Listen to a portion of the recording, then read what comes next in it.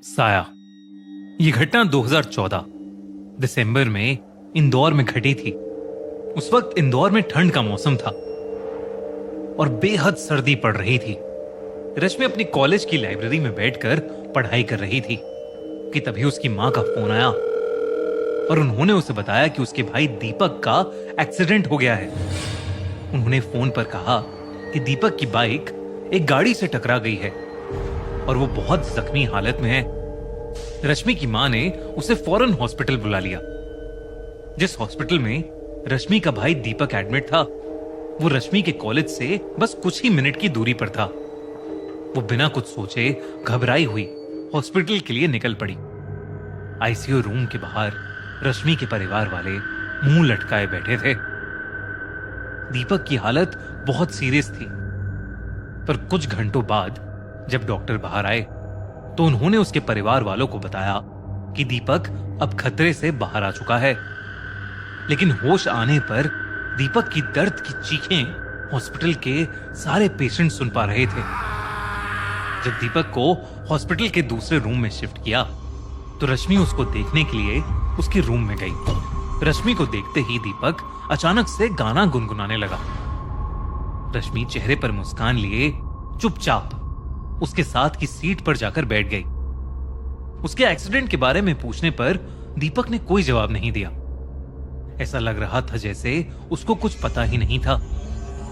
इतनी बात ही हुई थी कि दीपक जो कुछ घंटे पहले दर्द में चीख रहा था, बिस्तर से उठकर हॉस्पिटल रूम की खिड़की की तरफ लंगड़ाते हुए चलने लगा। रश्मि ने उससे पूछा कि उसे अचानक क्या हो गया है। रश्मि के सवाल का उसने कोई जवाब नहीं दिया। दीपक खिड़की के पास पहुंचकर खड़ा हो गया और रूम में एक अजीब किस्म का सन्नाटा फैल गया। तभी दीपक ने एक टांग खिड़की पर रख दी। ये देखकर रश्मि का दिल जोर से धड़कने लगा। दीपक पीछे देखकर मुस्कुराया, पर उसका चेहरा पूरी तरह से बदल चुका था। दीपक ने अपना दूसरा पैर भी खिड़की के ऊपर रख दिया।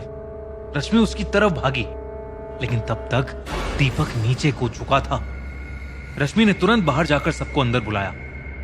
सबके अंदर पहुंचते ही रश्मि ने देखा कि उसका भाई अभी कूदा नहीं है और खिड़की के पास ही खड़ा हुआ है। ये देखकर रश्मि हैरान रह गई, लेकिन उसके छोटे भाई दीपक की आवाज बदलने लगी और वो अजीब तरीके से झटपटाने लगा। ये नॉर्मल नहीं था, मानो जैसे कोई उसे कंट्रोल कर रहा था। वो खाली जगह में किसी को देखे जा रहा था। ऐसा लग रहा था कि दीपक पर किसी का साया आ चुका है। शाम को दीपक लगातार बड़बड़ाता रहा कि अगर वो हॉस्पिटल में ज्यादा देर तक रहा तो जल्द ही कोई उसे मार देगा। डॉक्टर्स के इंजेक्शन देने पर भी वो सो नहीं रहा था। दीपक की हालत अब और खराब होती जा रही थी। रश्मि की मां अपने बेटे को ऐसी हालत में देखकर घबरा गईं और उसे डिस्चार्ज करवा के वापस घर ले गईं। करीब 10 घंटे सोने के बाद जब दीपक अपने घर में उठा तो वो दोबारा अजीब ढंग से बर्ताव करने लगा। वो घंटों रूम की खिड़की के बाहर बैठकर रोते हुए किसी को देखे जा रहा था। रश्मि ने उससे पूछना चाहा कि वो किसे देख रहा है। दीपक ने गिरते हुए आंसुओं के साथ अपनी उंगली से एक जगह इशारा करके दिखाया। उसकी उंगली के सामने उनकी मां खड़ी थी। दीपक का हाथ अपनी तरफ देखकर उसकी मां भी डर गई, पर यह किसी को नहीं पता था कि दीपक अपनी मां के पीछे की तरफ इशारा कर रहा था। दीपक को अपनी मां के पीछे किसी औरत का साया नजर आ रहा था। वो धीरे से रश्मि के कान में बोला कि वो मुझे लेने आई है। ये सुनकर रश्मि के रोंगटे खड़े हो गए। तभी अचानक दीपक वहां से उठा और भागकर किचन के सिंक के नीचे जाकर बैठ गया। किचन के अंधेरे में वो जोर जोर से हंसने लगा। रश्मि भी उसके पीछे पीछे गई और उसने घबराते हुए अपने भाई से पूछना शुरू कर दिया कि वो किसके बारे में बात कर रहा है और इतने अजीब ढंग से क्यों हंस रहा है। दीपक ने धीरे से कहा, मैं नहीं हंस रहा, वो हंस रही है। पूरा परिवार ये सुन रहा था। सब बेहद डर गए थे। दीपक की मां ने उसे नींद की गोली दी और अपने साथ ही सुला लिया। उस रात रश्मि भी अपनी मां के बेडरूम में ही सो रही थी। आधी रात रश्मि की नींद अचानक ही खुल गई। धीरे से उसे अपने पैर पर किसी के हाथ महसूस हुए। कोई उसके पैर रस्सी से बांध रहा था। वो कोई और नहीं बल्कि दीपक ही था। रश्मि कैसे ना कैसे करके खुद को छुड़ाने की कोशिश करने लगी, लेकिन तभी रश्मि ने देखा दीपक की आंखों का रंग लाल पड़ने लगा था। ऐसा लग रहा था कि जैसे दीपक की नीली आंखें रात के अंधेरे में चमक रही हों। दीपक रश्मि के बगल में आकर लेट गया और उसे घूरने लगा। रश्मि को उसका छोटा भाई बहुत डरावना लग रहा था। तभी उसके भाई ने रश्मि के बाल पकड़ लिए और उन्हें जोर से खींचने लगा। दर्द के मारे पल भर के लिए रश्मि की आंखें बंद हो गईं। जब उसने आंखें खोली तो दीपक कमरे में नहीं था और रश्मि के पैर भी खुले हुए थे। उसे लगा कि शायद उसने कोई बुरा सपना देखा है, लेकिन जैसे ही उसने करवट ली, उसका खून सर से पैरों में भाग गया। उसने एक औरत को अपने बगल में लेटा हुआ देखा। पूरे कमरे में शांति थी, पर रश्मि की एक चीख ने सबको नींद से उठा दिया। रश्मि ने जब अपने माँ बाप को बताया कि उसके साथ क्या हुआ है, तो वो सुन पड़ गए। तभी उनके घर की छत से दीपक के चीखने की आवाजें आने लगी।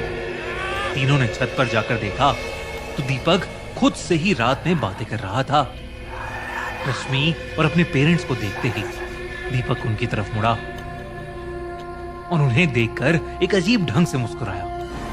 उसने हंसते हुए एक अजीब सी आवाज में रश्मि से पूछा कि उसके पैर अब कैसे हैं और क्या वो भी रात में प्रिया से मिली। ये सब सुनकर रश्मि सहम गई और सबके सामने उसका रोना छूट गया। तभी दीपक बहुत गुस्से में आ गया। उसके चेहरे ने एक भयानक रूप ले लिया था। ऐसा लग रहा था कि उस पर किसी आत्मा का साया है। उसने रश्मि को उसके बालों से पकड़कर हवा में उठा लिया।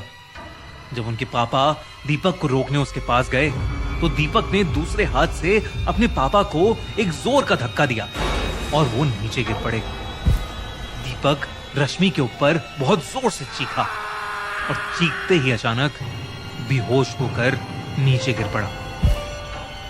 सुबह जब दीपक को होश आया तो वो अपने ही घर में एक चेयर से बंधा हुआ था। एक पंडित उसके सामने बैठा था।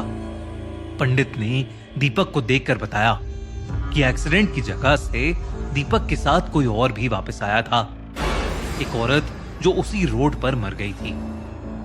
अब सबको समझ आने लगा था। दीपक जिस प्रिया की बात कर रहा था, शायद वो वही औरत थी जिसकी एक्सीडेंट में मौत हुई थी। पंडित ने कहा कि उन्होंने पूजा करके दीपक के अंदर से उस लड़की की आत्मा को मुक्त कर दिया है। उसके बाद पंडित की सलाह मानकर दीपक को हॉस्पिटल में फिर से एडमिट कराया गया। कुछ दिनों बाद दीपक बेहतर महसूस करने लगा, लेकिन तब भी उसकी अजीब हरकतें बंद नहीं हुई। आखिर में दीपक के परिवार वालों ने एक नए शहर में एक नए घर में शिफ्ट किया। जब दीपक नई जगह आया तो वो धीरे धीरे नॉर्मल होने लगा और अब वो बिल्कुल ठीक है।